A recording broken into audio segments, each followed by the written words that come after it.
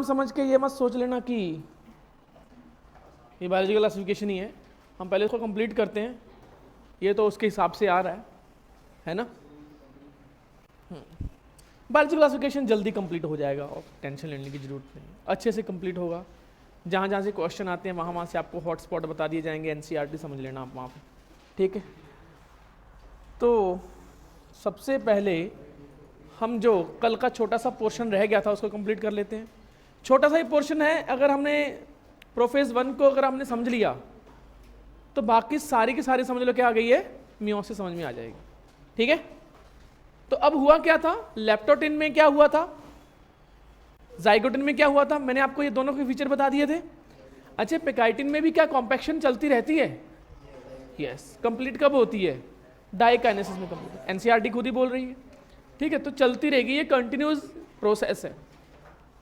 अब हम बात कर लेते हैं कौन सी प्रोसेस थी हमारी,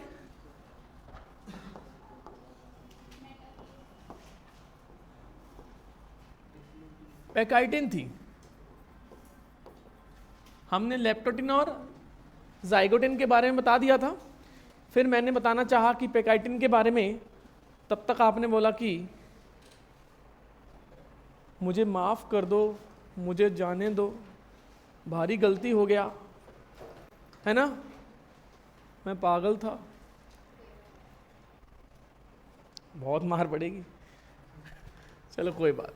पेकाइटिन में हम देख लेते हैं, पेकाइटिन में एक्चुअली क्या होता है। देखो, ये तो अपने को पता है कि जो होमोलोगस क्रोमोसोम है वो पास में आ जाते हैं, अभी तक पास में आ जाते हैं और वो क्लियरली विजिबल हो जाते हैं। टेट्राड्स क्या होते हैं, क्लियरली विजिबल हो जाते हैं। और होमोलोगस क्रोमोसोम क्या हो जाते हैं, पास में आना शुरू हो जाते हैं। समझ में आया। एक छोटा सा बहुत ही सिंप्लीफाइड एग्जांपल आपको बता रहा हूं। क्या होमोलोगस क्रोमोसोम बिल्कुल पास में आ चुके हैं, क्या वो बिल्कुल ओवरलैप हो चुके हैं, क्या इन दोनों को मैं सिस्टर क्रोमेटिड बोलूंगा या नॉन सिस्टर बोलूंगा, सिस्टर क्रोमेटिड। मैंने इसी वजह से अलग कलर में उसको शो किया है। और अगर दूसरी केस में हम देखते हैं कि जो फर्स्ट होमोलोगस क्रोमोसोम है उसकी भी क्या है, ये सिस्टर क्रोमेटिड है। ये तो बिल्कुल एक दूसरे की कॉपी है, ये इसकी कॉपी है, ये इसकी कॉपी है एग्जैक्ट, जो कहाँ हुई थी, एस फेज में हुई थी। कहाँ पे हुई थी, एस फेज में हुई थी, ठीक है। अब मेरे को ये बताओ, इसको हटा के अगर क्या बोलते हैं व्हाइट वाले को हटा के व्हाइट वाले पे लगा दें तो कोई फर्क पड़ेगा, नहीं। इधर से पकड़ लो चाहे इधर से पकड़ लो, कोई फर्क आया इसमें, कोई फर्क नहीं आया, समझ में। अगर उठा के मैंने इसको पानी की बोतल को इस टेबल पे रख दिया तो क्या ये रूम से बाहर गई, ये तो वहीं की वहीं है, रूम के अंदर ही है। बात फिर क्या आती है, नॉन सिस्टर क्रोमेटिड में क्या होती है, एक्चुअली कट पेस्ट होती है। क्या होती है, कट पेस्ट होती है। समझ में आया। इसका उठा के इधर रख देने का है, उसका उठा के इधर रख देने का है, तो क्या हो गया, इसको हमने क्या बोल दिया, रिकम्बिनेशन, रिकम्बाइन करना, तोड़ फोड़ करके रिकम्बाइन करना। तो होता क्या है, इसका एंड रिजल्ट क्या होता है वो हम देख लेते हैं। रिकम्बिनेशन का जो एंड रिजल्ट है ये तो ये है, ठीक है।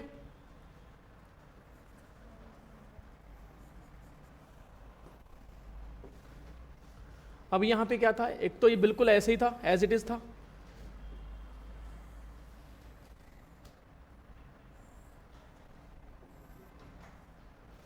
को समझ में आया क्या हुआ है, आप बताओ।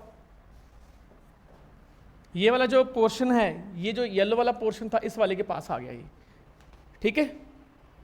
समझ में आया कि नहीं आया, मतलब कटिंग पेस्ट क्या हो गई, ये वाला पार्ट इसके ऊपर आ गया, ये वाला पार्ट इसके ऊपर आ गया। क्रॉसिंग ओवर बोल सकता हूँ इसको मैं,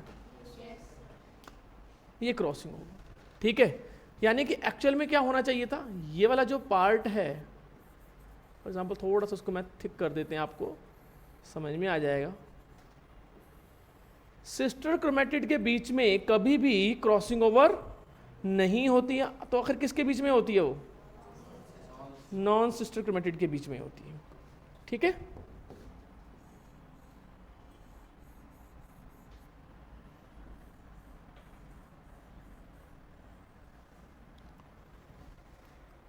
कटिंग पेस्टिंग हो गई। इसमें कौन सा एंजाइम रिस्पॉन्सिबल है, क्या लगता है, यहाँ पे कोई ना कोई एंजाइम तो यहाँ पे काम कर रहा होगा, और उस एंजाइम का नाम क्या होगा, रिकॉम्बिनेज।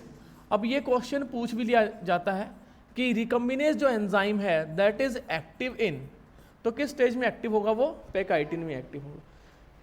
पूछ लिया जाता है कि crossing over occurs between sister chromatid of homologous chromosome या non sister chromatid of homologous chromosome. ये पेयर ही है, ये फर्स्ट पेयर के हैं दोनों। फॉर एग्जांपल ये फर्स्ट पेयर है,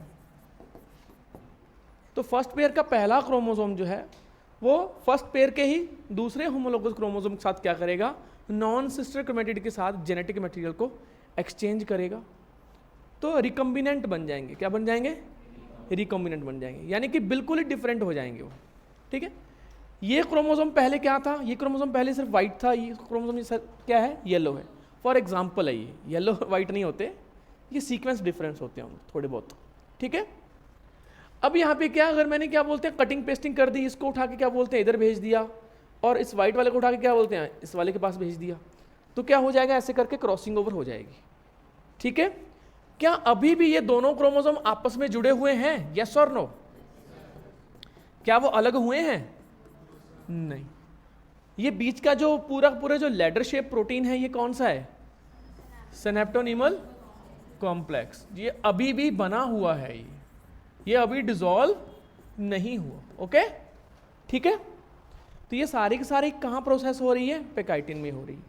तो crossing over is mainly done by RNA, recombinase enzyme, hexokinase enzyme, फॉस्फोफ्रक्टोकाइनेज enzyme. Recombinase, recombinase enzyme active in prophase 1, prophase 2, metaphase 1, metaphase. Recombination occur in meiosis 1, meiosis 2.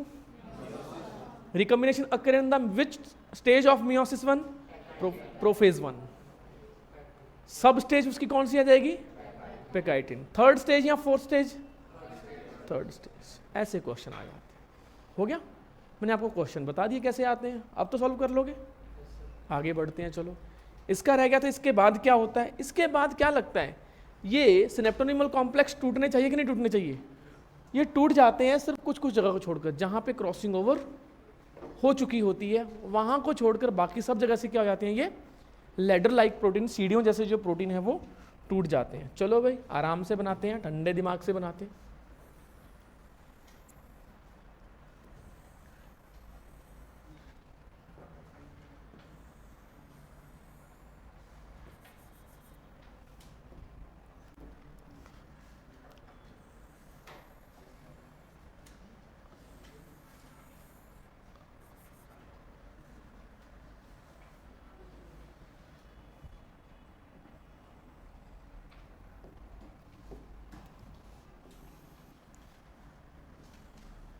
कुछ समझ में आया? कटिंग पेस्टिंग हुई है ना, कुछ इधर उधर हुआ है कुछ, है ना। अब ये जो बीच का जो सिनेप्टोनिमल कॉम्प्लेक्स था वो कहाँ गया? टूट गया। यस और नो? सिर्फ बचा कहाँ पे? वो सिर्फ यहाँ पे बचा। वो इस जगह को जूम इन करके देखें हो क्या रहा है यहाँ पे। सिनेप्टोनिमल कॉम्प्लेक्स डिसोल्यूशन हो गया सिर्फ कुछ जगह को छोड़कर। कहाँ पे? जहाँ पे रिकॉम्बिनेशन साइट थी वहाँ को छोड़कर। यहाँ पे रिकॉम्बिनेशन हुई है ना, कटिंग पेस्टिंग हुई है। इसको जूम इन करके देख लेते हैं कि जूम इन करके हो क्या रहा है यहाँ। ये था और इसके साथ ये जो कंटिन्यूस में ये था, ठीक है। और एक ये था और ये आ जाए। ये आपस में ये जगह अभी भी जुड़ी हुई है ऐसे करके सिनेप्टोनिमल को। यही जगह थी, यस और नो?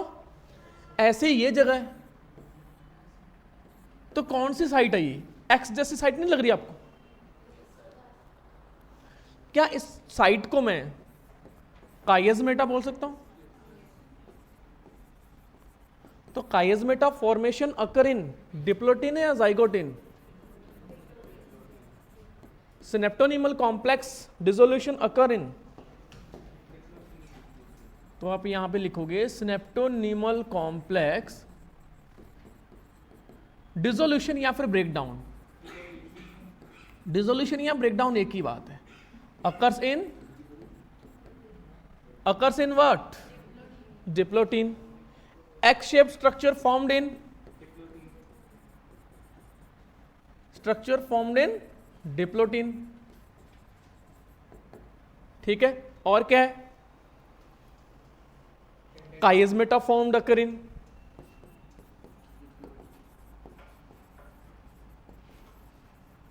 काइजमेटा को भी उसने क्या बोल दिया, एक्स शेप बोल दिया। क्या सिनेप्टोनिमल कॉम्प्लेक्स सब जगह टूट गया है? नहीं, नोट में क्या आ जाएगा, synaptonemal complex, synaptonemal complex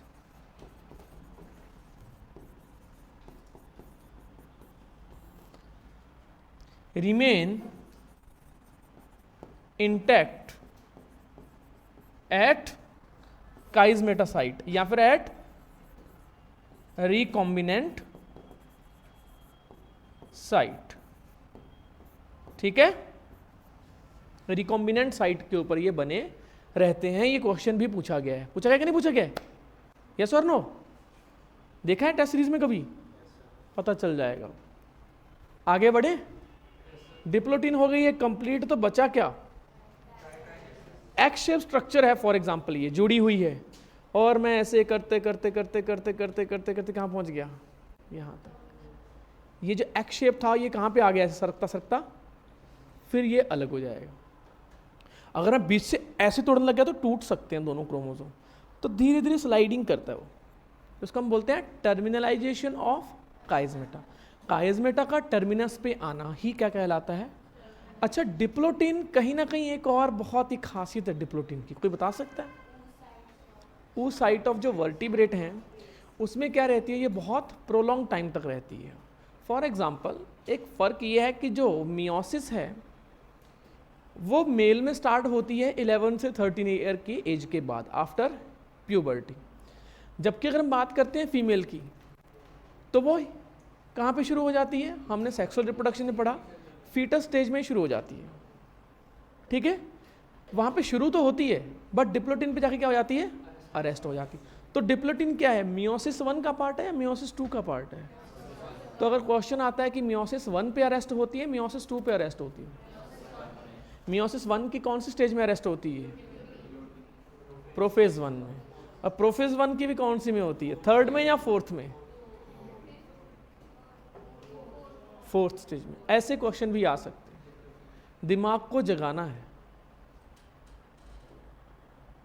books को पागलों की तरह नहीं पढ़ना, एक बुक को 10 बार रीड नहीं करना है, स्टडी करना है। स्टडी एक बार होगी तो बाद में सिर्फ रीड बचती है, और शायद बाद में ज़रूरत भी ना पड़े, शायद बाद में क्वेश्चन सॉल्व करने होते हैं। जैसे जैसे गलतियाँ आती हैं क्वेश्चन से, आप वापस एनसीईआरटी को देखते हो जाके और देखते हो कि अच्छा यार ये गलती हुई है, फिर आपका वो स्ट्रांग हो जाता है पॉइंट, फिर आपको कोई दिक्कत नहीं रहती। कितना बेसिक है स्टडी करना। फिर भी हम 10 बंदों से पूछते हैं सर क्या करें, सर क्या ना करें। तो मैं आपको बता देता हूँ, रेलिवेंट क्वेश्चन करो, PYQs आपको रेलिवेंसी देते हैं, ठीक है। PYQs सॉल्व करो सारे के सारे, एटलीस्ट 10-12 साल पुराने। 10-12 साल पुराने जब NCERT बिल्कुल ही चेंज हुई थी, उससे पहले के क्वेश्चन सॉल्व करने का कोई रेलिवेंसी नहीं है अब। यहाँ है कोई रेलिवेंसी? अगर मैं उठा के पुराने डब्बे वाले टीवी ले आऊँ, टेलीविज़न ले आऊँ, उसको बोलोगे अरे चला इसके ऊपर इंटरनेट, चलेगा क्या? हम तो स्मार्ट टीवी लेके आएंगे ना, एंड्रॉयड टीवी लेके आएंगे कि भाई इसके ऊपर क्या बोलते हैं इंटरनेट, यूट्यूब टीवी पे देखते हैं, उसके ऊपर यूट्यूब चला दोगे। पुराने डब्बे वाले जो डब्बे होते थे ऐसे बंद करते थे जिनको, तो जब चीज़ की कोई रेलिवेंसी नहीं है तो आपको क्यों करना। फिर आपको अंडरस्टैंड करना है, अगर टॉपिक अंडरस्टैंड नहीं आता तो आप अंडरस्टैंड कीजिए, उसको समझने की कोशिश कीजिए। अपने तक नहीं हो पाता तो ऐप है, ऐप पे ऑनलाइन वीडियोस देखिए, क्लासेस लीजिए, यहाँ पे आके डाउट में ले लीजिए। जब वो समझ में आ जाए, पहली प्रोसेस जब आपको समझ में आ जाए ना, वो दूसरा स्टेप बनता है रिवीजन का। किसका बनता है? फिर जब वो दूसरा स्टेप कंप्लीट होता है, फिर तीसरा स्टेप आता है क्वेश्चन करना। अब ये जो रिवीजन है सर कितनी बार करें, 5 बार करें, 6 बार करें, 1 या 2 बार बस। बाकी जो रिवीजन होती है वो क्वेश्चन बेस्ड रिवीजन होती है। मैंने सेल साइकिल के 100-150 क्वेश्चन उठा लिए, उसने कुछ छोड़ा ही नहीं। अच्छी बात ये होती है कि अगर उसके जो 3 पॉइंट हैं आंसर नहीं है, वो भी क्या एक इन्फॉर्मेशन है, एक क्लैरिटी आती है, आपने वैसे पढ़ लिया। ये क्यों नहीं करते? इससे ज़्यादा मैं सिंप्लीफाई क्या करूँ, बहुत सिंप्लीफाई मॉडल है, सारी कलेक्टर को हटा दिया मैंने। स्टडी करो, रिवीजन करो, प्रैक्टिस करो, रिपीट, ठीक है। स्टडी, रिवीजन, प्रैक्टिस, रिपीट, सब यही है। करो तो सही, करो तो सही। अब आ जाती है बात कौन सी है इसके, डिप्लोटिन में क्या होता है, काइज़मेटा फॉर्मेशन है, सिनेप्टोनिमल कॉम्प्लेक्स डिसोल्यूशन। क्या फॉर्मेशन होता है, वो तो कहाँ होता है, जाइगोटिन में होता है ना, यही तो है। अब आ जाती है बात कि जो काइज़मेटा हैं जो बिल्कुल कहाँ पे आ जाते हैं, किनारे पे आ जाते हैं, बिल्कुल किनारे पे।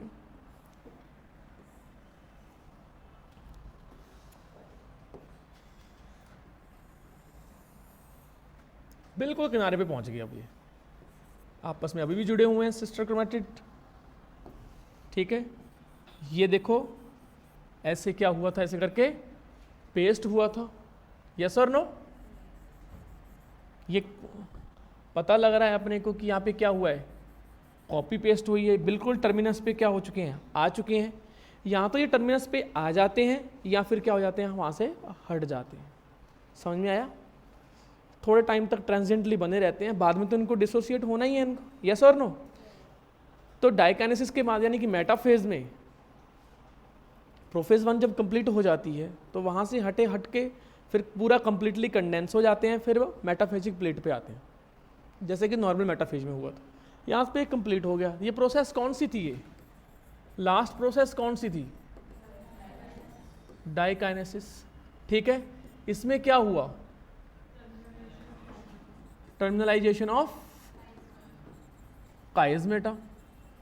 एक तो ये है, सबसे पहले तो यही पूछा जाता है और ज़्यादा पूछते नहीं है इसमें। अगर मैंने क्वेश्चन को टफ करना है, लेवल 2 पे लेके जाना है मेरे को, तो मैं पूछता हूँ कि क्या यहाँ पे कंप्लीटली कंडेंस हो चुके हैं ये, यस और नो। आप बोलोगे यस कंप्लीटली कंडेंस ये हो चुके हैं। क्या ये लास्ट स्टेज ऑफ प्रोफेज 2 है, गलत, प्रोफेज 1 है। एक डंडा छोटा सा लगा हुआ और आपने उसको नहीं देखा, क्वेश्चन गलत। एक है या फिर 2 है, गए, बस इतनी सी गलती होती है। समझ में आया। फिर इसके बाद कौन सा है, this stage is followed by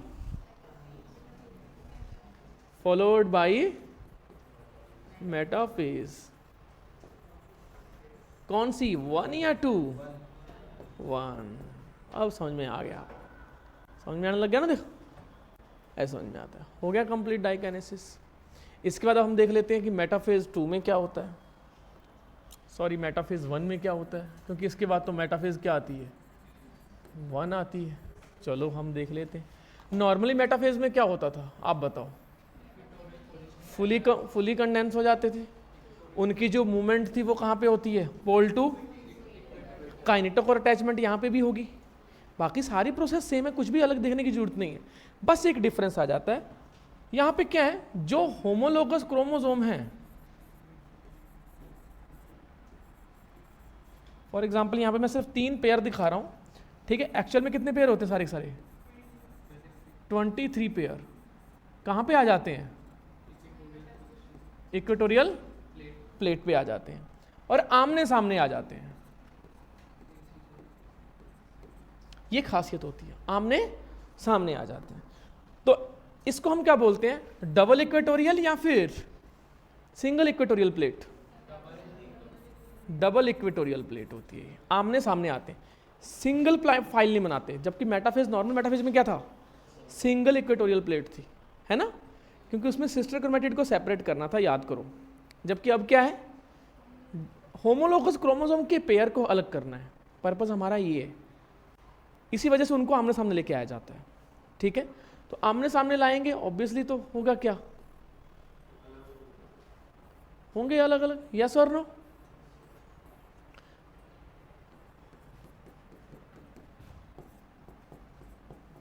astral तो इसमें बनेगी, कुछ फाइबर्स बिल्कुल एंड से एंड तक जाते हैं कि सर इनका क्या काम है, इनको पोलर फाइबर बोलते हैं या फिर इंटरपोलर फाइबर बोलते हैं। इसका क्या काम है, अगर बाई चांस कोई दूसरा इसमें से टूटता है तो इमीडिएटली जुड़ जाएगा। ये बोलेगा भाई बैकअप प्लान है, ये प्लान बी है। जैसे कई बच्चों का प्लान बी है CUET, है ना, नहीं है?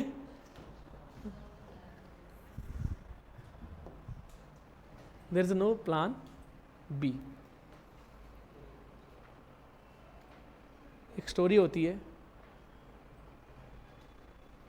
ट्रू स्टोरी है। अब मेरे को राजा और किस देश के ऊपर आक्रमण हुआ था वो नहीं पता मेरे को, वो कुछ भी बोल देता है, वो उसको कुछ भी बोल देता है, बट एक रेफरेंस पॉइंट अपन रख लेते हैं। शायद अलेक्जेंडर भी हुआ हो। मतलब इस चीज़ के ऊपर बहस जाने के बजाय हम देखते हैं कि उसका मैसेज क्या है। ठीक है, अब क्या होता है कि अटैक करने जाते हैं, वो सेनापति बोलता है कि जीतना है अपने को, सैनिक बोलते हैं कि जीतेंगे कैसे, हमें इतना लंबा समंदर तैर के जाना है, आइलैंड पे उतरना है, उनको मार के फिर वापस आना है, उनकी 10 गुना ज़्यादा आर्मी है, हम यहाँ पे 1000 बंदे, वहाँ कितने हैं 10,000 बंदे, ऐसा पॉसिबल है क्या? तो वो कहता पहुँचो तो सही, सेनापति कह रहा है पहुँचो तो सही। पहले पहुँचते हैं, लहरों से लड़ते, तूफानों से लड़ते हुए पहुँचते हैं वहाँ पे, और वहाँ पे जाके कहता है कि सब जला दो इसको, इन सबको जला दो जो नाव जो रखी हुई हैं। कहते ये क्यों जला रहे हो? कहता आपको क्या लगता है, आपको अगर जिंदा बच के जाना है तो क्या करना होगा? कहता उन 10,000 को मारना पड़ेगा। Yes, there is no plan B. आप 1000 हो, मैं आपके साथ हूँ, रहेंगे तो यहीं, यहाँ तो जिंदा, यहाँ फिर मुर्दा। अब उनके पास कोई ऑप्शन था ही नहीं, तो उन्होंने क्या किया, फिर हरा भी दिया और वॉर उन्होंने जीत भी ली। ये होती हैं चीज़ें। प्लान बी ना बैकअप में नहीं होना चाहिए, ऑप्शन में नहीं होना चाहिए, वो अपने आप हो जाए तो ठीक है, आपके दिमाग में नहीं होना चाहिए वो चीज़। हो तो जाएगा ही ना, हो तो जाएगा ही, प्लान बी तो हो ही जाएगा बाय डिफॉल्ट, वो तो अपने आप ही हो जाएगा। प्लान ए का ना होना ही क्या है, प्लान बी है। तो उसके लिए सोचने की जरूरत क्या है भाई, प्लान ए पे फोकस रखना है। समझ में आया? बड़ा सिंपल कंसेप्ट है। चलो भाई आगे देखते हैं। डबल इक्वेटोरियल प्लेट बनी या सिंगल इक्वेटोरियल प्लेट बनी? Double equatorial plate is formed in metaphase 1 और मेटाफेज 2। धोखा हो जाएगा। Double equatorial plate is formed in, अरे मेटाफेज 2 लग रहा, 2 में होनी चाहिए, ये लो। और पहले ऑप्शन में मेटाफेज 2 लिखा होता है। ये सबसे पहला ऑप्शन ट्रैप होता है, आपको मैं पहले बता रहा हूँ। अगर फर्स्ट ऑप्शन आपके लिए बिल्कुल ट्रैप है तो समझ लो पैर पीछे खींच लो, नहीं, क्वेश्चन को दोबारा पढ़ो, कुछ गड़बड़ है, दया पता लगाओ कुछ तो गड़बड़ है। ठीक है, तो ये डबल इक्वेटोरियल प्लेट बनती है, ये खासियत होती है। मेटाफेज में यहाँ पे मूवमेंट बाकी सब सेम है, कुछ भी याद करने की जरूरत आपको नहीं है, एज इट इज है, बाकी सारे वही। Kinetochore attachment with what, with what? Spindle fibre, fully condense. Chromosome movement जो है वो इक्वेटर से पोल की तरफ है ना? कौन बोला? ये क्विक रिएक्शन ही खत्म करनी है अपने को।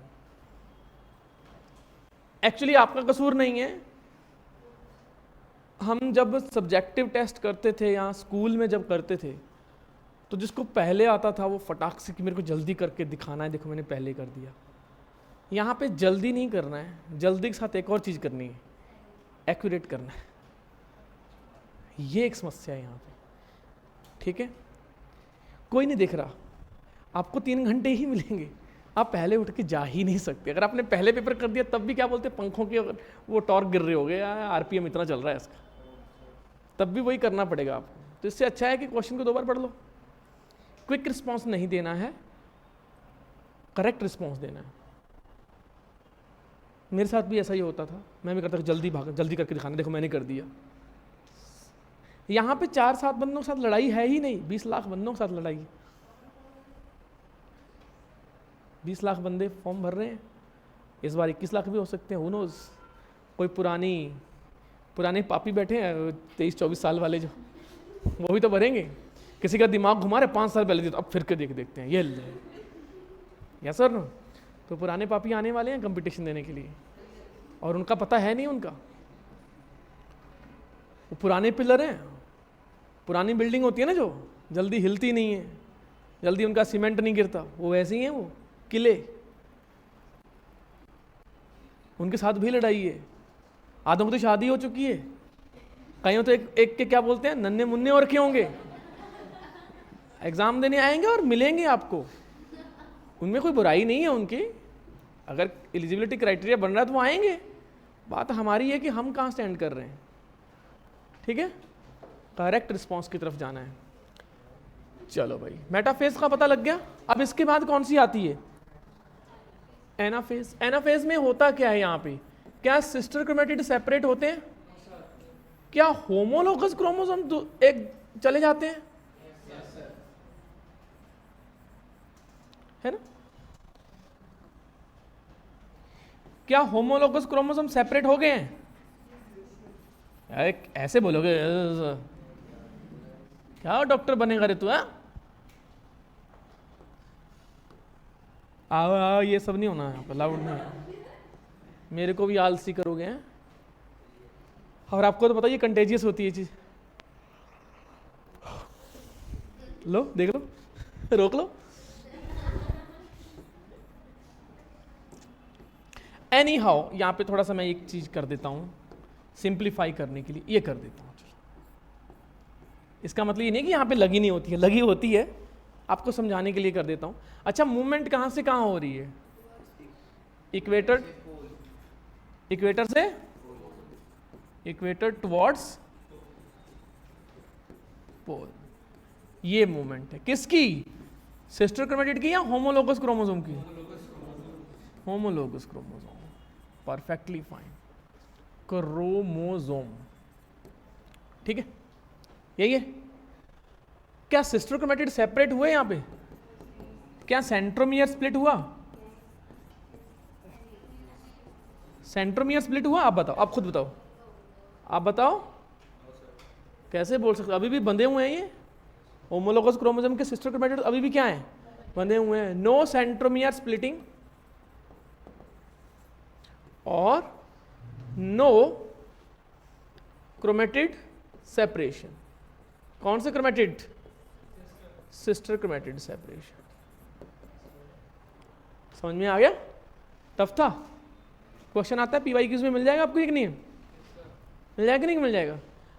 During the meiosis centromere splitting और sister chromatid separation occur in meiosis 2 या मियोसिस 1? 2। मियोसिस 2 का भी कौन सा? हो गया ये चीज कंप्लीट।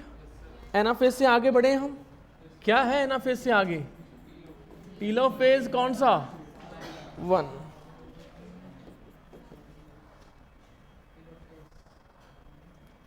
ठीक है, टीलोफेज 1 में होता है क्या? आप बताओ। वही सेम चीज हो सकता है, सारा काम रिवर्स हो, और बस एक चीज पूरी नहीं हो पाती। क्या नहीं हो पाती पूरी? डीकंडेंसेशन पूरी नहीं हो पाती, क्योंकि टाइम ही नहीं है। डीकंडेंस होना चाहिए धीरे धीरे धीरे धीरे, होता है ना वो, तो हो ही नहीं पाता, क्योंकि इमीडिएटली फिर इंटरकाइनेसिस के बाद क्या स्टार्ट हो जाती है? अच्छा, मियोसिस 2 में जब दोबारा फिर से जब प्रोफेज 1 आएगी, सॉरी प्रोफेज 2 आएगी, उसमें भी तो कंडेंस करना है, तो पहले डीकंडेंस करके एनर्जी क्यों वेस्ट करनी? अब आप ही बताओ। आपने कपड़े पहने हुए हैं यहाँ पे, ठीक है, शादी 1 कर ली मैंने, बस अटेंड, शादी 1 अटेंड कर ली, ठीक है, शादी 2 नहीं, शादी 1 अटेंड कर ली मैंने, और वो 3 बजे कंप्लीट हुई। उसी के बगल में दूसरा एक और कार्ड आया हुआ था किसी भले मानस का कि भाई मैं भी बर्बाद होने के लिए रेडी बैठा हूँ, आ जाइयो। ठीक है, यानी कि मेरी शादी अटेंड कर लियो। तो मैं घर जाऊंगा, दूसरी शादी के लिए कपड़े चेंज करूंगा? मैं तो नहीं करूंगा, मैं तो नहीं करूंगा, एटलीस्ट मैं तो नहीं करूंगा। वही कपड़े पहन के चलो ठीक है भाई, आधा खाना इधर खा लेंगे, 56 प्रकार के जो भोग हैं इधर खा लेंगे, 56 प्रकार के भोग उधर खा लेंगे, उसी कपड़ों में छोटा मोटा चेंज कर लेंगे, घड़ी वड़ी सब कुछ ये छोटा मोटा चेंज हो जाता है। हाँ, हेयर स्टाइल कर लेंगे, ये भी ठीक है, चश्मा बदल लिया थोड़ा सा, हो गया, इतना ही फर्क होता है। यहाँ पे यूजुअली टीलोफेज में क्या होनी चाहिए थी? डीकंडेंसेशन और डीकॉम्पैक्शन, एक ही बात है, होती है but never complete usually, but never complete usually, क्योंकि ऐसा तो है नहीं हम एक ही ऑर्गेनिज्म की बात कर रहे हैं, हम तो लाखों ऑर्गेनिज्म की बात कर रहे हैं, कोई ना कोई एक्सेप्शन तो हो सकता है। तो यूजुअली वर्ड बोल रहा हूं कि जनरली ऐसा होता है कि डीकंडेंसेशन कंप्लीटली नहीं हो पाती है। वो डिस्क्रीट एलिमेंट, अब ये डिस्क्रीट एलिमेंट क्या होता है? यूनिक, अलग अलग, ठीक है। तो क्या हो जाते हैं, वो उलझे रहते हैं बट वो कंप्लीटली नहीं उलझते हैं, यानी कि कंप्लीटली क्रोमेटिन में वो कन्वर्ट नहीं होती, ठीक है। थिकनेस उनकी बनी रहती है, बहुतों की थिकनेस क्या होती है, उनकी बनी रहती है। कोई थोड़ा कोई एक आधा रहता है जो क्रोमेटिन में कन्वर्ट हो जाता है, बाकी यूजुअली क्या होता है, उनकी जो थिकनेस है वो बनी रहती है, वो डिस्क्रीट बने रहते हैं। डिस्क्रीट मतलब वेल ऑर्गेनाइज वो बने रहते हैं। इसके बाद टीलोफेज 1 के बाद कौन सी फेज आती है? क्या वाकई इंटरकाइनेसिस? यूजुअली साइटोकाइनेसिस होती है। यूजुअली क्या होती है, यानी कि दो सेल क्या हो जाएंगी, सेपरेट हो जाएंगी, एक में ये हो गया फॉर एग्जांपल और दूसरे में ये दूसरा होमोलोगस, तो n नंबर इधर चले गए, n नंबर इधर चले गए। अभी तक सेल ओवरऑल क्या थी, 2n थी, अभी तक भी ओवरऑल क्या है, 2n ही है, बट जैसे ही साइटोकाइनेसिस हुआ अब सेल डॉटर सेल क्या होंगी, ये क्या इसको मैं डयाड ऑफ सेल बोल सकता हूं? दया, ये दरवाजा तोड़ दो, डयाड ऑफ सेल बोल सकता हूं। तो डयाड ऑफ सेल हैप्लॉइड होती है कि डिप्लॉइड होती हैं? हो गया कंसेप्ट क्लियर? PYQs में आया हुआ है, नहीं आया? वो आया हुआ कि नहीं पता, बता दो। PYQs ने तो टेस्ट सीरीज में देखने को मिल जाएगा आपको कहीं ना कहीं, इस दोनों से ज़्यादा जानने की जरूरत नहीं है, इंटरनेट पे तो लड़ाइयाँ होती रहती हैं, उसका तो अपने को देखने की जरूरत नहीं। ठीक, आगे बढ़े। अब बात आई थी कि इंटरकाइनेसिस, तो मियोसिस जब 1 कंप्लीट होता है, इसके बाद में जो n सेल बनती हैं, ठीक है, वो जो सेल हैं एक छोटी सी स्टेज, थोड़ा सा रेस्ट के बाद शुरू करती है मियोसिस 2। ओके, समझ में आया? ये जो रेस्टिंग स्टेज है इसको मैं क्या बोलता हूं, so called resting stage is called interkinesis, यानी कि जिसको मैं कह सकता हूं प्रिपरेशन ऑफ कौन सी, मियोसिस 1 या मियोसिस 2? लो जी, अब ये बताओ इसमें डीएनए रेप्लिकेट होगा? सेंट्रियोल डुप्लीकेट हो सकती है? यस, एक और डिवीजन करना है। तो क्योंकि सेंट्रियोल जो पहले वाली है वो क्या हो गई, अलग अलग हो गई। अब इस सेल से दोबारा से क्या बनाना है, 2 सेल और बनानी है, तो उसके पास 2 सेंट्रियोल क्या होनी चाहिए। तो यहाँ पे क्या होता है इंटरकाइनेसिस में, सेंट्रियोल डुप्लीकेशन यस होती है, होती है, होता नहीं, क्या नहीं होता? क्वेश्चन आया हुआ है कि नहीं आया हुआ? आया। अच्छा, यहां पे 2n था और क्या 4c था, वो G1 S G2 से होके आई है तो 4c तो होगा। तो यहां पे क्या हुआ, n हो गया और डीएनए अमाउंट भी क्या हो जाएगा, आधा हो जाएगा। इसके बाद अब क्या होगा, n, अगर देखा जाए तो एक n सेल n ही रह गई, तो ये कहीं ना कहीं क्या है, ये माइटोसिस है। इसमें सिंगल इक्वेटोरियल प्लेट बनती है, सिस्टर क्रोमेटिड सेपरेशन होते हैं, ठीक है, वही सब कुछ सेम होता है जो एक नॉर्मल माइटोसिस में होता है, बट डिफरेंस ये है कि हैप्लॉइड सेल में हो रही होती है। किस में हो रही होती है? ऐसी हैप्लॉइड सेल जिसमें रिकम्बिनेशन हो चुकी होती है, ये खासियत है इसकी। समझ में आ गया? टफ था? बस इतना है, बाकी एज इट इज़ है, कुछ भी करने की ज़रूरत नहीं है।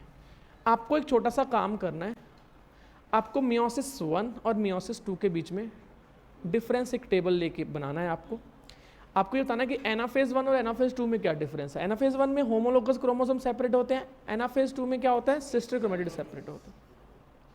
मेटाफेज 1 में क्या हो रहा होता है? इक्वेटोरियल प्लेट जो डबल होती है, मेटाफेज 2 में इक्वेटोरियल प्लेट क्या होती है? सिंगल होती है, आयरनिकली। ठीक है, प्रोफेज 1 में रिकम्बिनेशन हो रही होती है, प्रोफेज 2 में रिकम्बिनेशन नहीं होती। बाकी जो इवेंट हैं, कंडेंसेशन, डीकंडेंसेशन, रीअपीयर, डिसअपीयर, ये सब चलता रहता है। ये बाय डिफॉल्ट स्टैंडर्ड है। होता ना कि ये स्टैंडर्ड है, ये एड ऑन है।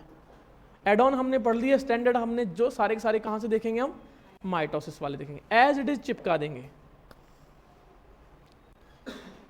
एक गाड़ी आती है, नॉर्मल है कि सर ये वाली गाड़ी है, इसमें ABS है सर। अच्छा सर ये गाड़ी क्या बोलते हैं कार्बोरेटर पे या स्टैंडर्ड? अगर आपको थोड़ा सा प्रोसेस में जाना है एडवांस में, तो आपको सर फ्यूल इंजेक्टर ले लो आप। ऐसा होता है कि नहीं होता? ये क्या बोलते हैं क्रीम सर, एक नॉर्मल है, ये क्रीम भी है और SPF भी है, सन प्रोटेक्शन फैक्टर। हमें नहीं पता होता, हम कोई भी लड़के लोगों की ज़िंदगी बड़ी सिंपल होती है। बोले साबुन है, बस ठीक है, काफ़ी। बालों के लिए ये चल जाएगा, इसके लिए चल जाएगा, बॉडी के लिए ये चल जाएगा, बाइक धोने के लिए यही चल जाएगा, गाड़ी धोने के लिए कोई दिक्कत नहीं है। और क्लिनिक प्लस तो आपको पता ही है ना? समझ तो गई होगी। चलो, अब यहाँ पे आपको क्लियर हो गया मियोसिस 1 और मियोसिस 2।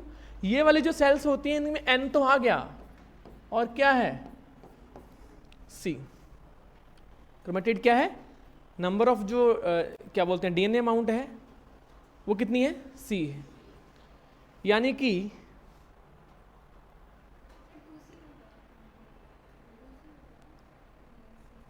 ये मियोसिस है। आपने 4C को पहले ही आधा कर दिया ना, 2C, फिर इसके बाद एक और हुआ है। यही होता है, that's why it is called meiosis. ये गैमेट है, ये क्या है? गैमेट्स, या फिर टेट्राड, जो कि आगे जाके मैच्योर होके क्या बन जाते हैं? गैमेट्स। तो गैमेट्स में जो DNA अमाउंट है वो जो मियोसाइट का कितना होती है आप बताओ? आधा होती है या 4 गुना कम होती है? आधा। ये गैमेट के पास जो DNA अमाउंट है इससे आधा होता है, हैप्लॉइड कंटेंट होता है। अगर हम देखते हैं S और G2 फेज में, फिर उसके बाद जो यहाँ पे शुरू होता है ये M फेज है पूरा पूरा। ये आप समझ में आया ये प्रोसेस? ये है। तो ये स्लाइड, ये मान के चलो कि 8 नंबर की स्लाइड है, इसके ऊपर अप्लाइड क्वेश्चन आएंगे। आप क्वेश्चन सॉल्व करोगे आराम से समझ में आ जाएगा। DPP में होगा भी, आज देख लोगे आप, मिल जाएगा आपको DPP में आज की। ठीक है, आगे बढ़े। 2C नेचुरल होता है, बट ये गैमेट है। अगर यहाँ पे मैंने 2C कर दिया, जो गैमेट फ्यूजन हो जाएंगे तो 4C हो जाएगा, ऐसा पॉसिबल नहीं है ना। जाइगोट में 2C अमाउंट ही रखना है अपने को। जाइगोट को बैलेंस करने के लिए तो सब कुछ कर रहे हैं हम। अगर यहाँ पे मैंने क्या कर दिया, अच्छा नॉर्मल सेल्स जो होती हैं उसमें 2N 2C होता है, तो अगर ये 2C होगा, 2 गैमेट फ्यूज हो जाएंगे तो क्या बन जाएगा? ऐसा होता है क्या कभी? इसी वजह से। और NCERT आगे लिखती भी है, रिडक्शनल डिवीजन का क्या बोलते हैं, जो फंक्शन है वो क्या है? आयरनिकली DNA अमाउंट को क्या बोलते हैं? हाफ करना, और ironically generation to generation maintain करना। अगर ऐसा होता 2N से 2N ही बनते गैमेट, तो अगली बार क्या बनते? 4N, फिर अगली बार क्या बनते? 8N, तो अगली बार स्पीशीज ही अगली बनती। फिर तो इवोल्यूशन साल दर साल चलता रहता है। समस्या हो जाती, फिर काफ़ी समस्या हो जाती है ना, कि आज क्या बन गए, आज वाले दुग्गल साहब थोड़ा सा आज कुछ और बन गए, आज वो हमारे जो हैं शर्मा जी कुछ और बन गए हैं, बोले 2N से 4C है, 4C से थोड़े सींग विंग आ गए हैं उनके, तो स्पीशीज सेम रहे, इसी वजह से ये होता है। क्या इसमें रिकम्बिनेंट बन रहे हैं? पता नहीं है वो जो किसी गैमेट के पास कौन सा वो जाए, रिकम्बिनेंट जाए। पेरेंट के पास परफेक्टली ठीक था, बट इसके जो गैमेट बने हैं वो पेरेंट की जो मियोसाइट है उससे बिल्कुल क्या होते हैं, अलग होते हैं, क्योंकि रिकम्बिनेशन हो चुका होता है। तो क्या ये वेरिएशन लेके आएगा? क्या ये इवोल्यूशन के लिए ठीक है? इवोल्यूशन किस वजह से होता है? इसी वजह से होता है। क्या सेक्सुअल रिप्रोडक्शन की वजह से ही वेरिएशन आ रही है? यस। इवोल्यूशन हो रहा है? यस। क्या क्लोनिंग होती है इससे? नहीं। क्या इससे हम जो है नॉर्मल सेल रिपेयर कर सकते हैं? नहीं। क्या ये रिस्टोरेशन ऑफ जो है जेनेटिक अमाउंट करता है जनरेशन टू जनरेशन? यस। हो गया, खत्म, टॉपिक ही खत्म हो गया, बचा ही नहीं कुछ। इसके बाद क्या बचता है हमारा? अब जाके टॉपिक हमारा होता है शुरू, कौन सा? Biological classification. करें फिर बायोलॉजिकल क्लासिफिकेशन पूरा का पूरा देख लेते हैं। पहले तो पूरा का पूरा चैप्टर देख लेते हैं।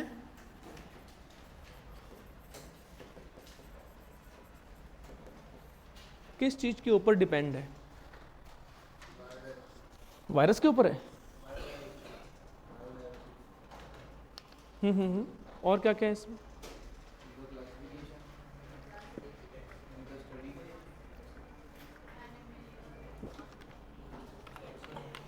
क्या चीज? Taxonomy.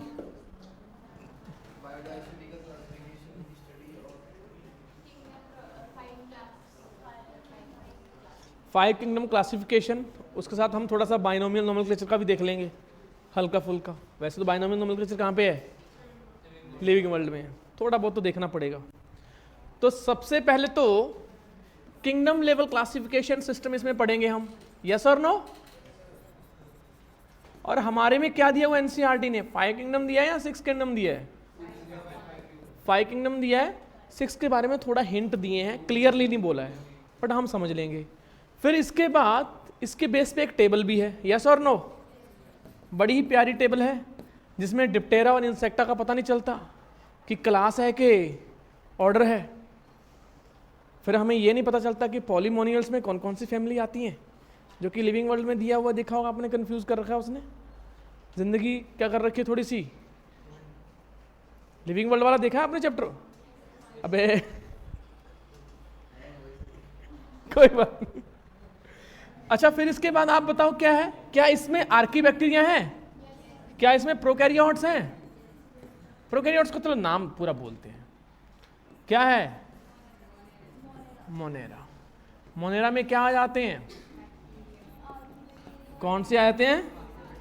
Archie bacteria, so called you bacteria. But you bacteria क्या बोलते हैं? एनसीईआरटी से मेंशन कर देती है, आगे उसके बारे में बोलती है। और कौन से हैं? क्या लगता है? साइनोबैक्टीरिया होनी चाहिए कि नहीं होनी चाहिए? और क्या बोलती है एनसीईआरटी? बिल्कुल ठीक है, हेट्रोट्रॉफिक हो गया, बैक्टीरिया हो गया। और क्या आ जाता है? कीमोसिंथेटिक, माइकोप्लाज्मा आ जाता है। ठीक है, कीमोसिंथेटिक बैक्टीरिया भी आ जाते हैं। कौन से आ जाते हैं? सारे के सारे बैक्टीरिया के बारे में वो बोलना शुरू कर देती है एनसीईआरटी। फिर इसके बाद क्या बोलता है वो? फिर प्रोटिस्टा आ जाता है, और प्रोटिस्टा के बारे में भी काफ़ी वो जिक्र करता है। फॉर एग्जांपल फोटोसिंथेटिक,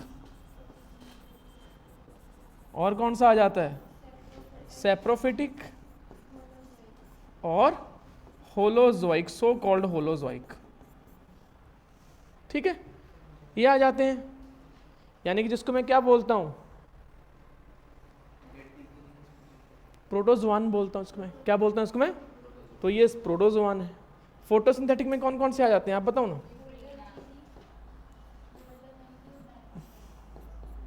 डाइटम्स है ना, फिर गोल्डन एल्गी, या फिर मैं इसको क्या बोलता हूं? डेस्मिड्स। क्या गोल्डन एल्गी मोनेरा में आते हैं? क्या वो प्लांट में आते हैं?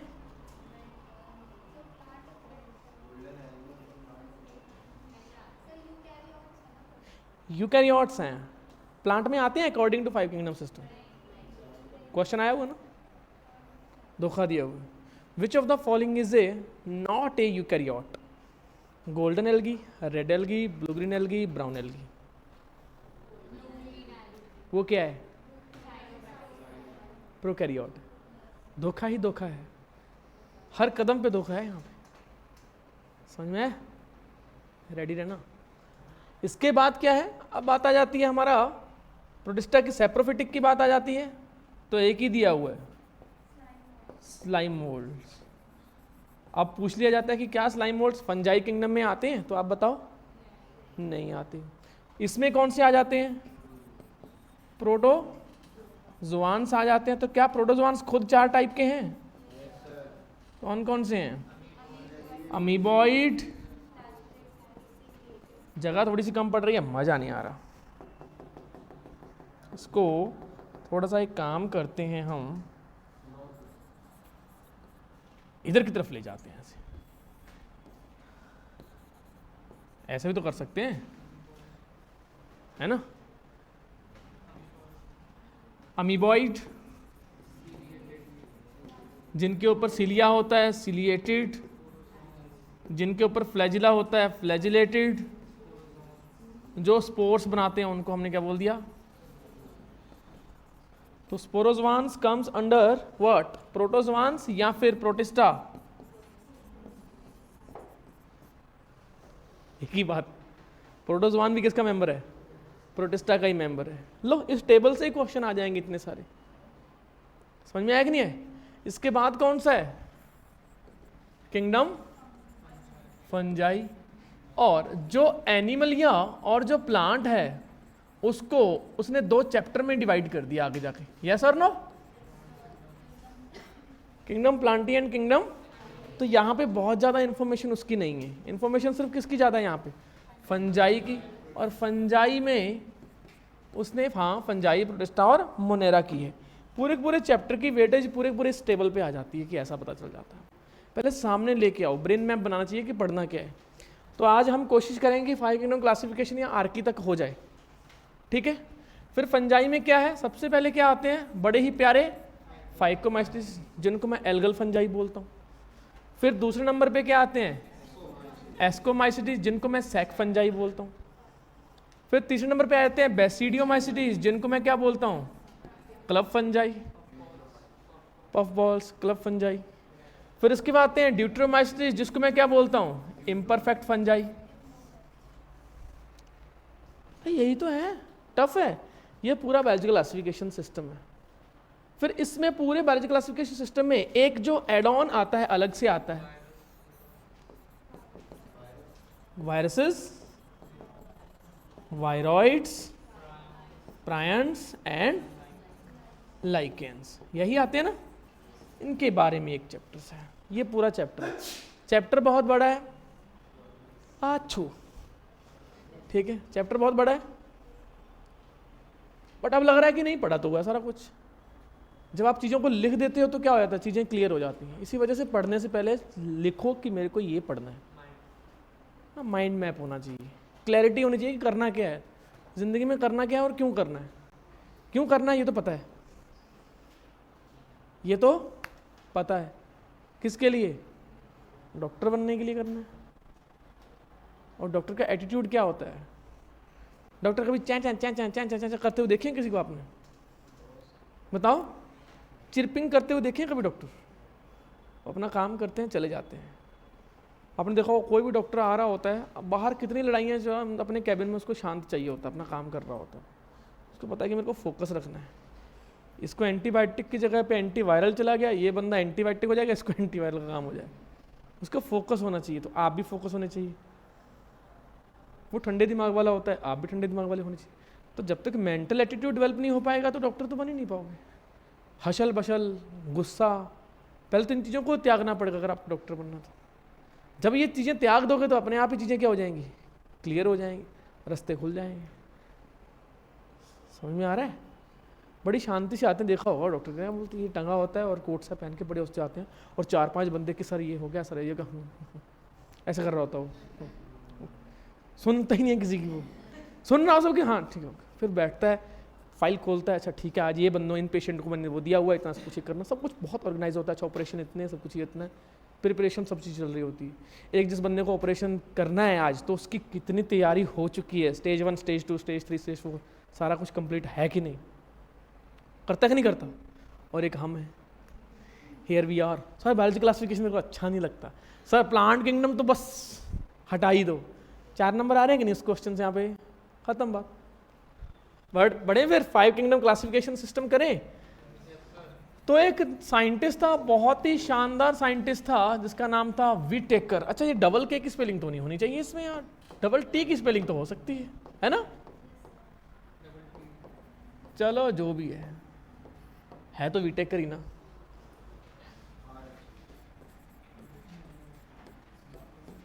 इसने 5 किंगडम क्लासिफिकेशन सिस्टम दिया।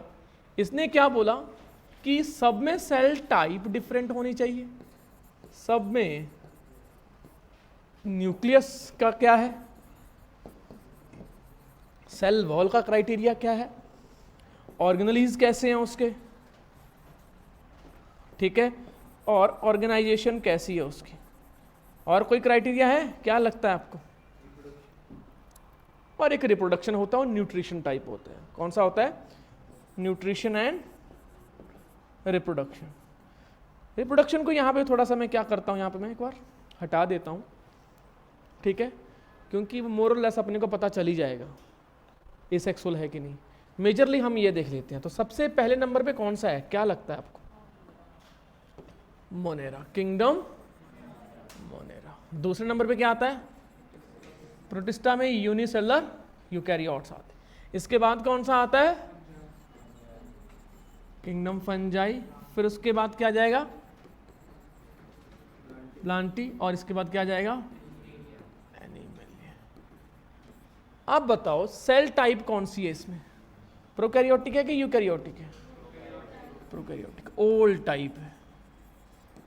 बाकी सब में क्या है? सब में यूकैरियोटिक है। ऑल जितने भी हैं वो सारे के सारे क्या हो जाएंगे? यूकैरियोटिक, एडवांस हो जाएंगे। अच्छा यूकैरियोटिक है तो क्या न्यूक्लियस होगा सब में? यहाँ पे आप खुद बताओ, होगा कि नहीं होगा? तो यहाँ पे बताओ न्यूक्लियस प्रेजेंट है, प्रेजेंट है, प्रेजेंट है, प्रेजेंट है। न्यूक्लियस प्रेजेंट है तो न्यूक्लियोलस भी प्रेजेंट है, और न्यूक्लियस प्रेजेंट है तो हिस्टोन प्रोटीन भी प्रेजेंट है, न्यूक्लियस प्रेजेंट है तो न्यूक्लियोसोम भी प्रेजेंट है, डीएनए पैकेजिंग भी एडवांस है कि नहीं? क्रिस्टल क्लियर है। न्यूक्लियस के प्रेजेंट होते ही क्या हो जाएगा? सब चीज़ें क्लियर हो जाएंगी। जेनेटिक मटेरियल क्या है यहाँ पे? कवर्ड है विद न्यूक्लियर मेम्ब्रेन, यस। यहाँ पे है नहीं। क्या सेल वॉल प्रेजेंट है यहाँ पे? यस। किसकी बनी है यहाँ? पेप्टाइडोग्लाइकेन, जिसको मैं क्या बोलता हूँ? Polysaccharide plus amino acid. क्या इसमें है? इन सम, इन सम। अगर होगी तो कौन सी होगी? Mostly cellulosic. डाइटम्स में देख लो सेलुलोज विद सिलिका है। डाइनोफ्लैजिलेट्स में देख लो उसमें क्या है? डाइनोफ्लैजिलेट लिखना भूल गया आई थिंक मैं, यस।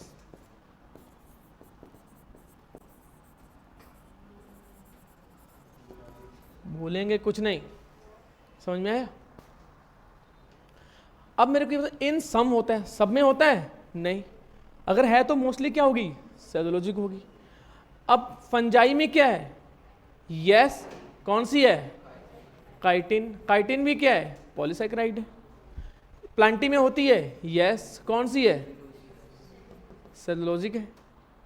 समझ में आया कि नहीं है? सेलुलोजिक है। एनिमलिया में है ही नहीं, खत्म। तो पूछ लिया था कि ऐसा कौन सा किंगडम है जिसमें कंप्लीटली सेल वॉल एब्सेंट है? तो एक है कि कितने हैं? 4 हैं। एक। ऐसे कितने किंगडम है जिसमें एनी हाउ सेल वॉल पाई जाएगी? 4। एक में नहीं है। How many type of question जब आते हैं तो आपके पैरों तले जमीन खिसक जाती है, आपको पता है? आपके पसीने छूट जाते हैं। How many of the following include in the first vascular plant of plant kingdom? अब बोलोगे और छोड़ो, गोलगप्पे खा लेता हूँ, एक काम करता हूँ, सो जाता हूँ। ये काम हुआ? यही करते हैं ना, डर जाते हैं। हाउ मैनी से कंसेप्ट क्लैरिटी नहीं लेके आनी जी। ना ना ना ना, अगर वो करली क्वेश्चन सॉल्व हो गया, अगर डॉक्टर बन के सक्सेसफुल हो गए, दिक्कत नहीं हो जाएगी? घर वाले कहेंगे ऐसे कैसे, ये कब हुआ? ऑर्गेनेलीज आप बताओ, मेम्ब्रेनस ऑर्गेनेलीज प्रेजेंट हैं? यहाँ पे मेम्ब्रेनस ऑर्गेनेल्स की बात हो रही है यहाँ पे, ठीक है। किसकी बात हो रही है? मेम्ब्रेनस ऑर्गेनेल्स की बात हो रही है यहाँ पे।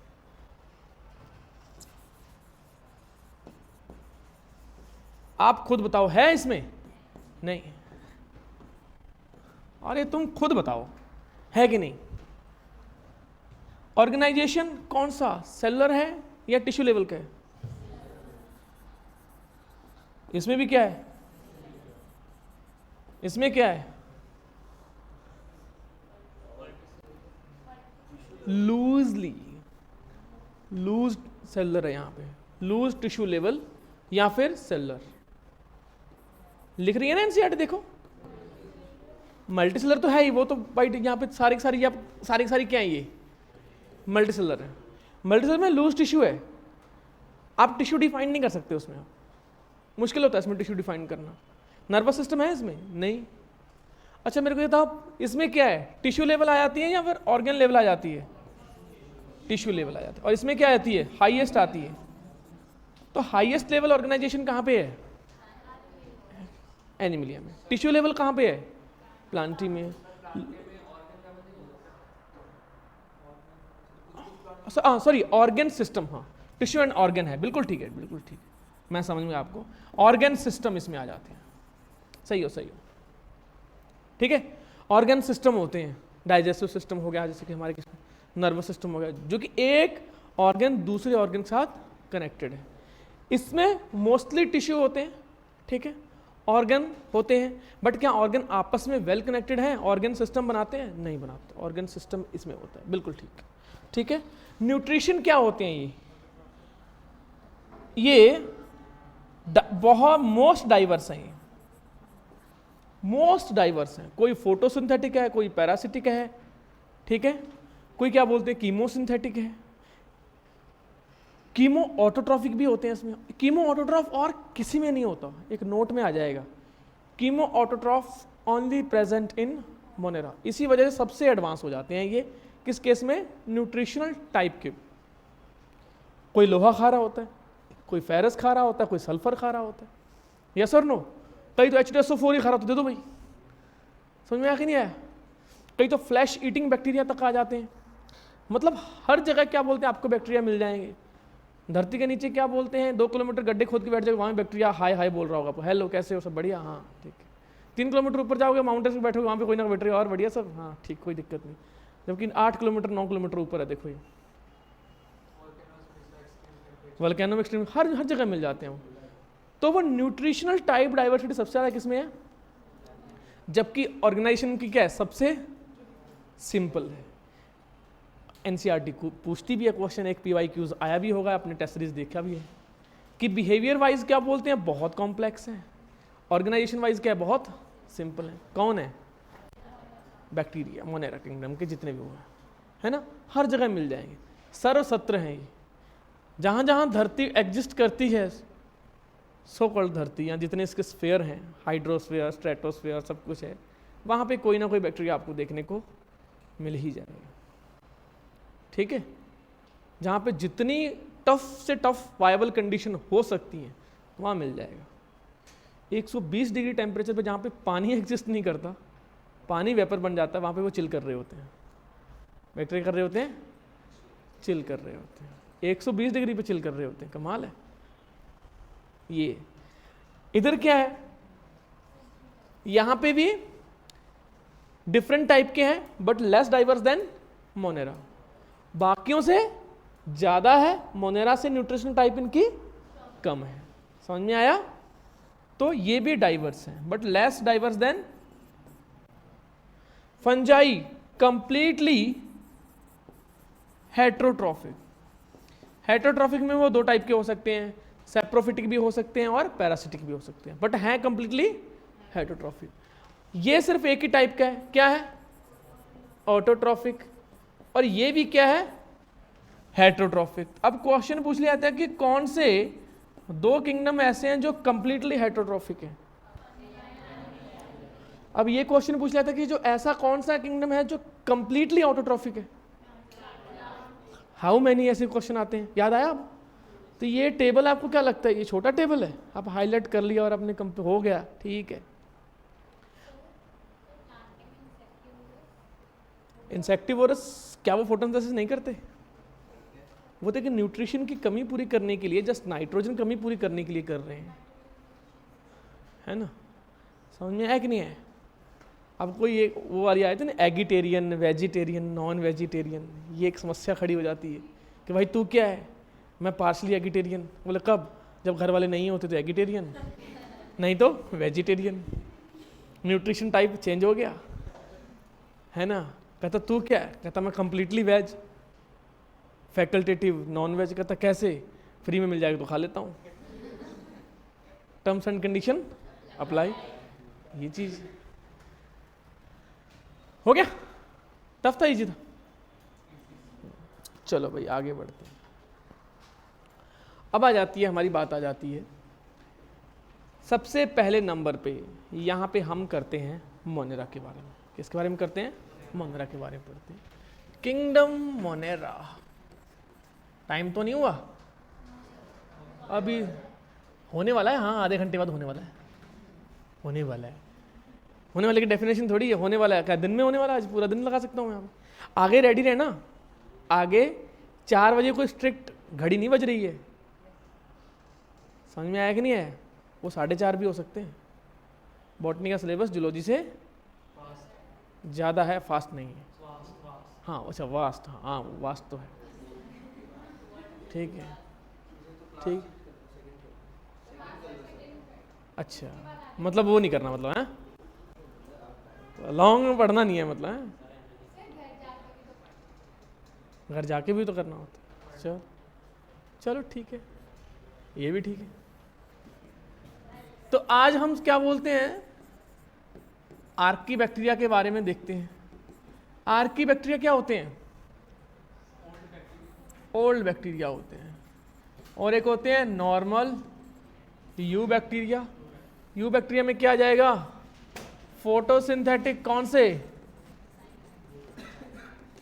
साइनोबैक्टीरिया, हेट्रोट्रॉफिक बैक्टीरिया, यस और नो? और एक्चुअली कीमोसिंथेटिक जो है, ठीक है, कीमोसिंथेटिक एक्चुअली यहां ज्यादा पाए जाते हैं, बट हम लिख लेते हैं कीमोसिंथेटिक यहां पे भी। और क्या माइकोप्लाज्मा नहीं है? है।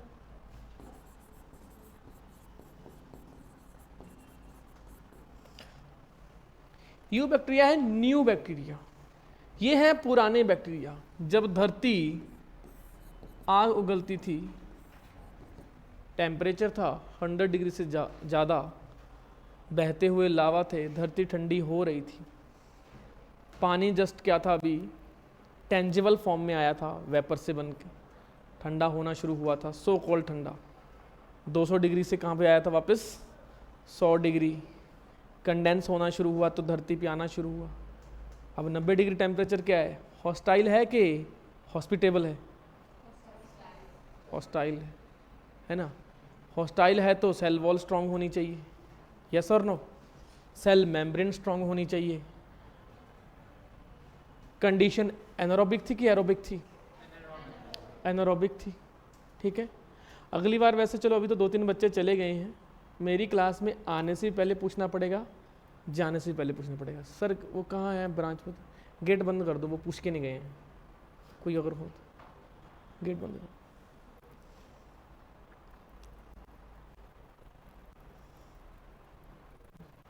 उनको अलाउड तभी ही है जब वो मेरे से पूछ के आएंगे।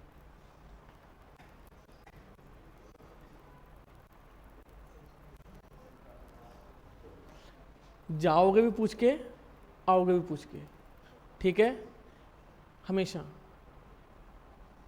ठीक, बैठो। क्लियर है?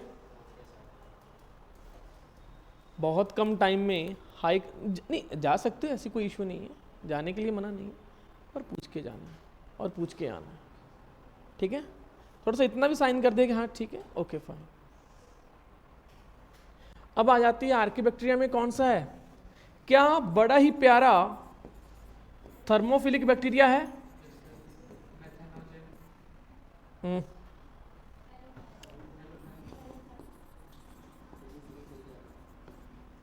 क्या मिथेनो बैक्टीरिया है?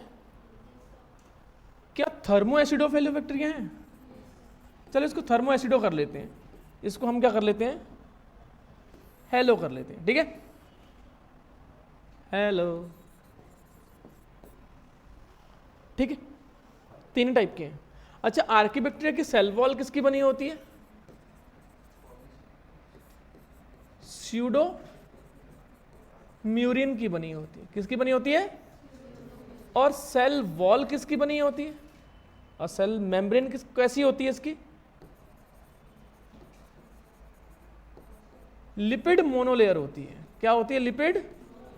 ये खासियत है। यूजुअली हमने क्या पढ़ा था? Phospholipid bilayer. बट टेम्परेचर इतना ज़्यादा है कि वो क्या करती है? स्ट्रॉन्ग कर लेती है खुद को ऐसे करके। समझ में आए? अब उसको तोड़ना क्या है? आसान नहीं। तो क्या हो गया? Lipid monolayer. आप पूछ रहे थे कि लिपिड मोनोलेयर किस में मिलती है? इसमें मिलेगी यस, इसमें मिलेगी यस, इसमें मिलेगी यस, इनमें से किसी में मिलेगी नो। ठीक है, अब ये बताओ कि इसमें कौन से हैं? अरे इनका क्लासिफिकेशन बहुत ही सिंपल है। ये हेलो क्या है? ये किस में मिलेंगे? एक्सट्रीम सॉल्टी, एक्सट्रीम सेलाइन कंडीशन में मिलेंगे आपको। एग्जाम्पल भी बड़े सिंपल है इनके। हेलो के पीछे लगा दो कोकस, हेलो के पीछे लगा दो बैक्टीरियम। लो जी, जिंदगी इतनी आसान है। अब इसके पीछे ये कहां मिलेंगे आपको? मार्शी एरियाज में जहां मीथेन है, काउडंग जहां पे मीथेन गैस प्रोड्यूस होनी है। समझ में आया कि नहीं है? या फिर मार्श लैंड में आपको मिल जाएंगे जहां पे मीथेन गैस प्रेजेंट है। ये क्या प्रोड्यूस करते हैं? मीथेन गैस प्रोड्यूस करते हैं। समझ में आया? अब क्या बोलते हैं, ये जो मीथेन है इनके एग्जाम्पल क्या है? कोकस लगा दो, मिथेनोकोकस। लोबस लगा दो, मिथेनोलोबस। अरे या फिर मिथेनोबैक्टीरिया। अब ये क्या किस में मिलते हैं? मोर देन 100 डिग्री सेल्सियस में मिलते हैं। समझा देना, ठीक है, समझा देना। साथ में जो मित्र है ना, समझा देना। अगर हम मोर देन 100 डिग्री सेल्सियस पे मिलते हैं, सोचो इनकी डीएनए को प्रोटेक्ट करने की पावर कितनी होगी। सोचो इनके प्रोटीन कितने स्ट्रांग होंगे जो 100 डिग्री पे भी डिनेचर। साइंटिस्ट अभी भी इनके ऊपर काम कर रहे हैं कि आखिर इसके प्रोटीन कैसे बचे हुए हैं। अगर ये मिस्ट्री समझ में आ जाए तो क्या ऐसे ट्रांसजेनिक एनिमल या प्लांट बनाए जा सकते हैं जो 50 डिग्री से ज़्यादा टेम्परेचर पे सर्वाइव कर सके? क्या हमारे अंदर वो सेम प्रोटीन इंसर्ट किए जा सकते हैं कि हम एक सुपर ह्यूमन बन जाएं, सुपरमैन बन जाएं? कर रहे हैं, स्टडी चल रही है, हो भी चुकी है। एथिकल इश्यू आ रहे हैं आपके बायोटेक में जैसे आते हैं। ठीक है, थर्मो एसिडोफाइल्स यहाँ पे क्या है? कुछ नहीं है, थर्मो कोकस, ठीक है, थर्मो लोबस,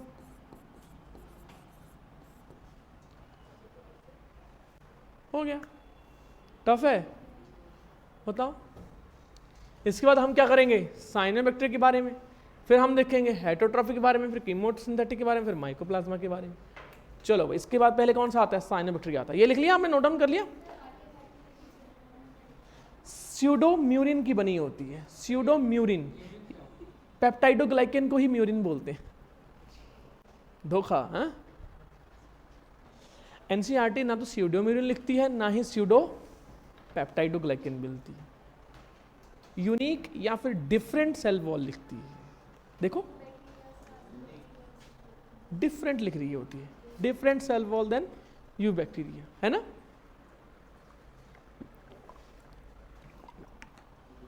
यस और नो? चलो भाई आगे बढ़ते हैं।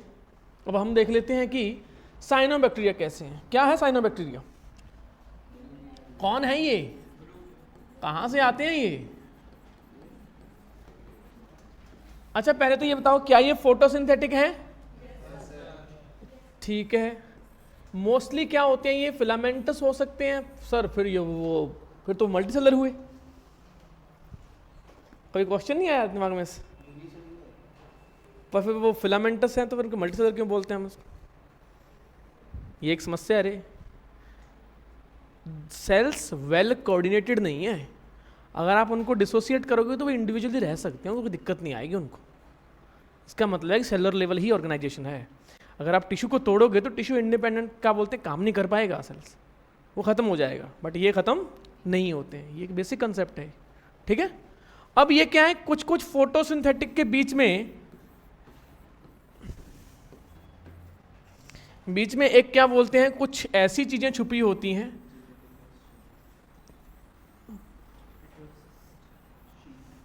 जो कि क्या कर रही होती हैं, नाइट्रोजन फिक्सेशन कर रही होती है। यस और नो? इसका मतलब है क्या साइनोबैक्टीरिया नाइट्रोजन फिक्सेशन कर सकते हैं? यस। क्या फोटोसिंथेसिस करते हैं? क्या अमोनियम आयन बना सकते हैं? Yes, from nitrogen. N2 से नाइट्रोजन बनाना, N2 से अमोनियम आयन, या N2 से अमोनिया बनाने के लिए एंजाइम क्या इसमें अंदर प्रेजेंट होता है? यस। क्या इसको मैं बोल सकता हूं इनके अंदर नाइट्रोजिनेज एंजाइम है? हाँ, अब हमें पता है कि नाइट्रोजिनेज एंजाइम क्या होता है, ऑक्सीजन सेंसिटिव होता है। यस और नो? अगर ऑक्सीजन होगी तो क्या होगा, अगर ऑक्सीजन होगी तो फंक्शन कर पाएगा ये। तो अब हमें ये भी पता है कि जो बाकी सेल्स हैं वो क्या है, फोटोसिंथेटिक है। अच्छा, फोटोसिंथेसिस में क्या होता है, ऑक्सीजन प्रोड्यूस होती है कहां से, वाटर से। तो क्या ये ऑक्सीजेनिक फोटोसिंथेसिस है तो है, ऑक्सीजन प्रोड्यूस तो कर रहा है क्यों नहीं है इसमें, साइनोबैक्टीरियम क्यों नहीं है? ऑक्सीजेनिक फोटोसिंथेसिस है कि नहीं है? यस, ऑक्सीजन प्रोड्यूस करते तो हैं, करते हैं भाई। नॉन ऑक्सीजेनिक फोटोसिंथेसिस करने वाले और दूसरे बैक्टीरिया होते हैं, कीमो ऑटोट्रॉफ होते हैं। वो कौन से होते हैं, कीमो ऑटोट्रॉफ होते हैं, वो एक अलग चीज है। क्या चीज? हाँ, तभी तो बोला ऑक्सीजेनिक फोटोसिंथेसिस, ऐसा फोटोसिंथेसिस जो कि ऑक्सीजेनिक, ये करते हैं, ये मैं ये कह रहा हूं, ये ऑक्सीजेनिक फोटोसिंथेसिस होता है कि H2O से ये ऑक्सीजन प्रोड्यूस करते हैं ड्यूरिंग द फोटोसिंथेसिस। समझ में नहीं आया? नहीं, वो ये नहीं होते, बैक्टीरिया दूसरे होते हैं, वो non sulphur bacteria, non green sulphur bacteria, purple green, वो अलग हैं, वो फोटोसिंथेटिक होते हैं, बट वो उनकी जो फोटोसिंथेसिस का बाई प्रोडक्ट कभी भी ऑक्सीजन नहीं होता है, वो एक अलग चीज है, ठीक है। चलो भाई, अब मेरे को ये बताओ, अगर ये ऑक्सीजन प्रोड्यूस कर रहे हैं तो क्या इनके अंदर फोटोसिंथेसिस होगी, सॉरी यस और नो, फोटोसिंथेसिस होगी, नाइट्रोजन फिक्सेशन होगी, इनके अंदर नाइट्रोजन फिक्सेशन होगी। ये नॉर्मल जो वेजिटेटिव सेल्स हैं, नॉर्मल वेजिटेटिव मतलब जो नॉर्मल सेल्स होती हैं ये वाले, और ये क्या है, स्पेशलाइज सेल है। ये क्या है, स्पेशलाइज सेल है। अब मेरे को ये बताओ, फोटोसिंथेसिस क्या दोनों में हो रही है? हो रही है, इसमें भी होती है फोटोसिंथेसिस। आप बोलो सर ये तो बड़ी गड़बड़ वाली बात है, बट इसमें ऑक्सीजन प्रोड्यूस नहीं होती स्पेशल सेल में, एटीपी प्रोड्यूस होता है। यस, इसी एटीपी को यूज करके नाइट्रोजन को फिक्स किया जाता है। Yes, heterocysts are the specialized cell in which nitrogenase enzyme is present and nitrogen fixation occur. Nitrogen fixation is a expensive process which required the ATP. Thus, although photosynthesis is being occur in heterocyst, but no photosynthesis, no oxygen is present here. तो PS2 active है, इस वाले में PS2 active है, normal sales में PS2 PS1 active है। ये बड़ा कंसेप्ट है, ये बड़ा कंसेप्ट है, इसी वजह से इसको मैं होल्ड पे रखता हूं। और यहां पे मैं एक चीज लिखता हूं, हम पढ़ेंगे रेफर टू फोटोसिंथेसिस, यानी कि इसको हम देखेंगे, इस कंसेप्ट को हम देखेंगे कि रीजन क्या है, इसके बिहाइंड के रीजन क्या है। फिलहाल यहां तक देखने क्या देखना आपको, हेटेरोसिस नाइट्रोजन फिक्सेशन करती है, वो स्पेशलाइज सेल होती है, उसके अंदर ऑक्सीजन वगैरह नहीं जा सकते, कार्बन डाइऑक्साइड इसके अंदर नहीं जा सकते, इम्परमिएबल क्या होती है उसकी सेल वॉल होती है। इसके अंदर नहीं, वो राइजोबियम के अंदर होता है, इसके अंदर नहीं होता। वो जो दूसरे प्लांट होते हैं ना, प्लांट के अंदर होता है, वो यहाँ नहीं है। वो वाला केस यहाँ पे नहीं है। यहाँ पे एक एनारोबिक कंडीशन बनानी होती है, और एनारोबिक कंडीशन बनाने के लिए वो सेल वॉल को क्या कर लेता है, इम्परमिएबल कर लेता है, ऑक्सीजन अंदर कभी आ नहीं पाएगी, वो खुद प्रोड्यूस कर नहीं रहा, कंडीशन बन गई एनारोबिक, कर दो जी नाइट्रोजन फिक्सेशन। समझ में आया कि नहीं आया? अच्छा, इसके एग्जाम्पल कौन से साइनोबैक्टीरिया कोई बता सकता है? नॉस्टॉक, एनाबीना, और क्या है, ऑसिलेटोरिया। ठीक है, किसको टोरिया, ऑसिलेकोटोरिया। एग्जाम्पल पूछ लिया जाता है कि हेट्रोसिस्ट किसके अंदर प्रेजेंट होती है?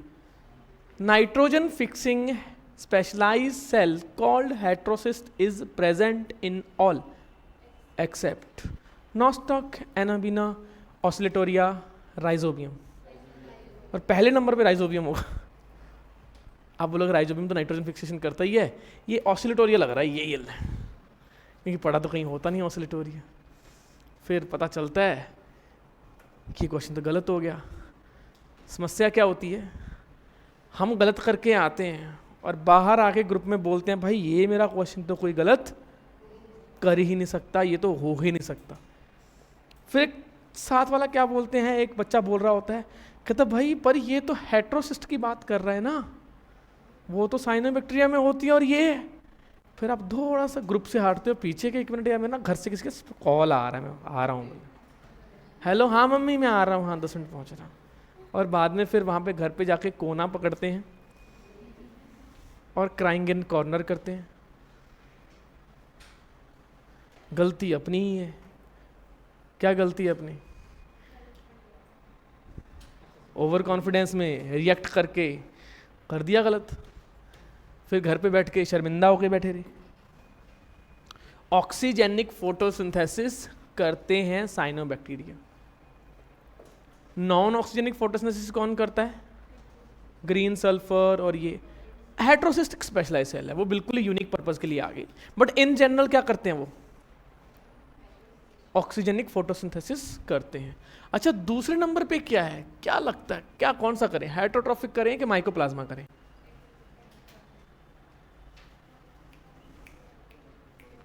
माइकोप्लाज्मा करते हैं। चलो तोड़ देते हैं टॉपिक को, टूट गया भाई मैं। माइकोप्लाज्मा एक ऐसा बैक्टीरिया है जिसकी सेल वॉल किसकी बनी होती है? पेप्टाइडोग्लाइकिन की, स्यूडोपेप्टाइडोग्लाइकिन की है? होती ही नहीं है। हाँ, होती ही नहीं है इसमें। समझ में आया? No cell wall is present.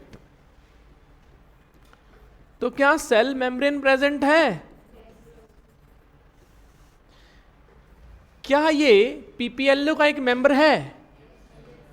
Member of PPLO, justice league है ना, मेंबर ऑफ जस्टिस लीग ना। पीपीएलओ, पीपीएलओ का मतलब क्या है?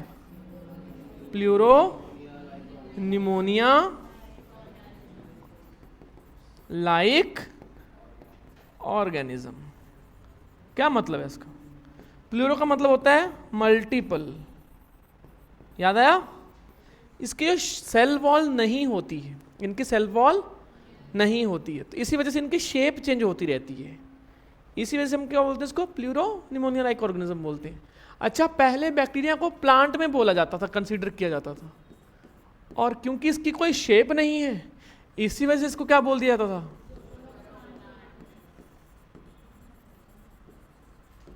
बट क्या ये वाकई प्लांट है? पुराने क्लासिफिकेशन के अकॉर्डिंग क्या ये फोटोसिंथेटिक प्लांट माने जाते थे? नॉन फोटोसिंथेटिक या फोटोसिंथेटिक प्लांट माने जाते थे, उनको बोलते थे पहले। बट आप बताओ क्या ये ऐसा है? 5 किंगडम तो कुछ और बोल रहा है, एनसीईआरटी क्या बोल रही है? 5 किंगडम क्लासिफिकेशन सिस्टम। ठीक है। अच्छा, एक और है, इसकी जो सेल मेम्ब्रेन के अंदर एक स्पेशल टाइप के लिपिड्स पाए जाते हैं जो कि किसी भी बैक्टीरिया में नहीं होते। उनमें क्या होते हैं? कोलेस्ट्रॉल। किसी बैक्टीरिया की सेल मेम्ब्रेन में कोलेस्ट्रॉल नहीं होता, इसमें होता है। ये बहुत खासियत है ये। बाकी सब में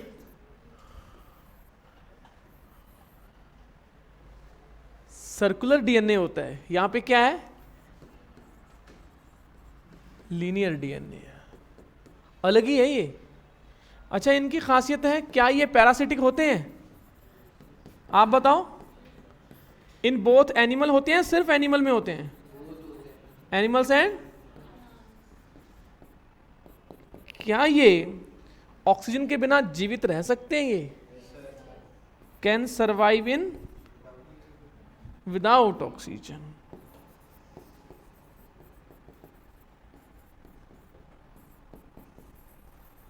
क्या इसके ऊपर क्वेश्चन बने हुए हैं? क्या आपने वो क्वेश्चन सॉल्व कर दिए थे? बस हो गया, माइकोप्लाज्म खत्म। क्या वो निमोनिया कॉज कर सकते हैं? क्या निमोनिया एक लंग्स रिलेटेड डिजीज है? रेस्पिरेटरी डिजीज कर सकते हैं ये? कुछ भी बोल देता भाई, कुछ भी कर सकते हैं। कैन सर्वाइव विदाउट ऑक्सीजन, यानी कि यूजुअली क्या करते हैं वो, ऑक्सीजन में ही रहते हैं। यूजुअली क्या रहते हैं वो, बट ऑक्सीजन के बिना भी सर्वाइव कर सकते हैं। ठीक है, बस हो गया सॉल्व। ये माइकोप्लाज्मा, ये माइकोप्लाज्मा है। टफ था, इजी था? इजी था। एक छोटा सा पॉइंट और कर लेते हैं, कोई सा भी।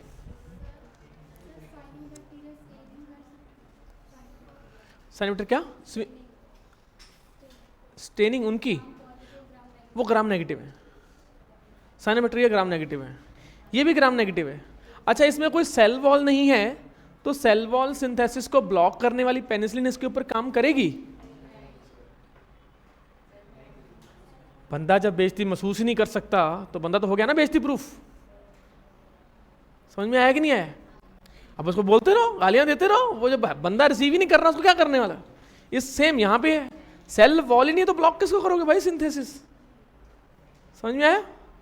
जैसे हम घर पे रह क्या हो जाते हैं, ढीठ हो जाते हैं, खूब मक्कारी करते हैं, कोई काम नहीं करते, घर वालों को बोलते हैं कि पढ़ने का टाइम है, पढ़ने वालों को बोलते हैं कि घर पे काम है, बच गए।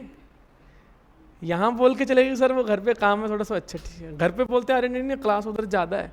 ये जो बीच का जो वो है ना, वो जो क्या बोलते हैं गैप है, टाइम और जो समय, क्या एक तो समय का गैप, डिस्टेंस का गैप, ये झोल गैप होता है, झोल है सारा। ये क्या है? ये झोल है, कुछ पता ही नहीं है। झोल मतलब गोलमोल। ठीक है, चलो एक और कर लेते हैं, फिर एक और करते हैं, कोई सा भी एक और करते हैं। हेटरोट्रोफिक कर लें या फिर कीमोसिंथेटिक कर लेते हैं? चलो कीमोसिंथेटिक कर लेते हैं।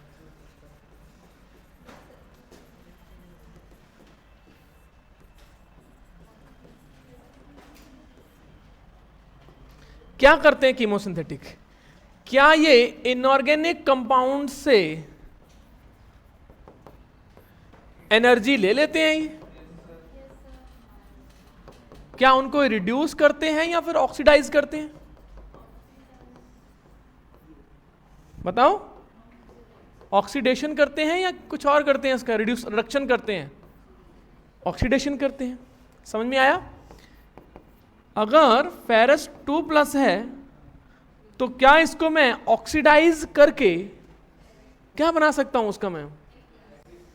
Fe3+।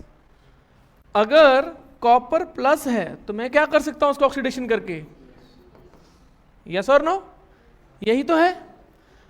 अगर NH3 है तो उसको मैं NO, ऑक्सीडेशन हो रहा है कि नहीं हो रहा? आप बताओ ना। अगर NO3 बना सकते हैं इसमें? आप बताओ। अगर ये प्रोसेस है, क्या ये ऑक्सीडेशन प्रोसेस है कि रिडक्शन प्रोसेस है? तो क्या ये कीमोसिंथेटिक प्रोसेस है? तो क्या जो राइजोबियम ये काम कर रहा है, क्या वो कीमोसिंथेटिक है? क्या ये क्वेश्चन आया हुआ है PYQs में? बताओ, आया हुआ है कि नहीं आया हुआ? मिस्ट्री है ये, एनसीईआरटी ना। बंदा जब क्लीन बोल्ड हो जाएगा और समझ में आएगा कि बॉल गई तो गई कहाँ से, मारते रहना रट्टा कि सर ये बायोलॉजी क्लासिफिकेशन तो है, ये हो गया ऑक्सीडेशन करके, ऐसे कैसे। बाकी कोई बात नहीं, आइडिया तो आपको हो ही जाएगा जब आपको डीपी मिल जाएगा मेरे हाथों का। हो गया क्लियर ये? क्या ये वाले बैक्टीरिया नाइट्रीफाइंग बैक्टीरिया नहीं है? आप बताओ, ध्यान से देखो, 11th में पढ़ के आए हो, यस और नो? अब पूछ लिया था कि नाइट्रीफाइंग बैक्टीरिया क्या कीमोसिंथेटिक बैक्टीरिया है? क्या iron oxidising, copper oxidising bacteria, या फिर मैं क्या कह सकता हूं H2 से S बनाने वाले और S से SO2 माइनस और SO3 माइनस बनाने वाले, क्या ये सल्फर ऑक्सीडाइजिंग बैक्टीरिया हैं? क्या वो कीमोसिंथेटिक बैक्टीरिया हैं? तो क्या गलत है भाई इसमें? हो गया मिस्ट्री सॉल्व। कर्ड बनाने वाले बैक्टीरिया यहां पे आएंगे, दही जमाने वाले लैक्टोबैसिलस नहीं, राइजोबियम आएंगे इसमें, पेनिसिलिन बनाने वाले आएंगे कोई? पेनिसिलिन कौन सा बैक्टीरिया बनाता है? कौन सा बैक्टीरिया बनाता है? वो तो फंगस है। ऐसे क्वेश्चन उठ जाएंगे।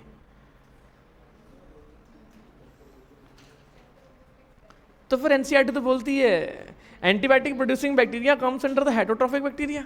तो कौन से बैक्टीरिया की बात कर रहा है वो?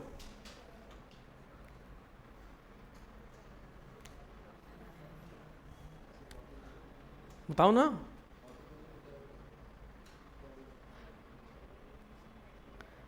हेटरोट्रोफिक ऐसे बैक्टीरिया जो एंटीबायोटिक प्रोड्यूस करते हैं, उनके एक दो एग्जांपल दे सकते हो? पेनिसिलिन तो नहीं, पेनिसिलिन तो फंगस है। और कौन से हैं? यीस्ट, यीस्ट भी एक फंगस है। स्ट्रेप्टोमाइसिस, कौन से होते हैं? स्ट्रेप्टोमाइसिस। ठीक है, तो ये वाले हो गया। जितने भी इनऑर्गेनिक कंपाउंड्स को ऑक्सीडाइज करने वाले जो बैक्टीरिया हैं और उनसे अपनी एटीपी प्रोड्यूस करते हैं और अपना गुजारा करते हैं जैसे तैसे बेचारे, इतनी मेहनत करके, विदाउट फोटोसिंथेसिस, वो क्या होते हैं? कीमोसिंथेटिक बैक्टीरिया होते हैं। वीवीआईपी पॉइंट है, साइनोबैक्टीरिया पढ़ के चले जाओगे, क्वेश्चन पूछ लिया जाएगा इससे। ठीक है, कोई डाउट है तो पूछ लो, टाइम आपका हो गया है ओवर। थैंक यू की स्लाइड लगा देते हैं, बैठो एक मिनट।